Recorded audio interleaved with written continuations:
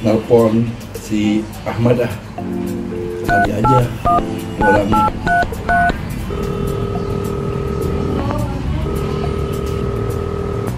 Siapa nelpon? Oh, angkat ya. Halo, assalamualaikum. Halo, waalaikumsalam. Lu ngomong-ngomong udah dapet THR belum? Apa? THR? Iya, THR buat lebaran. Belum. Oh, belum. Kalau belum, lu kumpulin aja anak-anak yang belum juga. Lu pada datang dah ke rumah gua.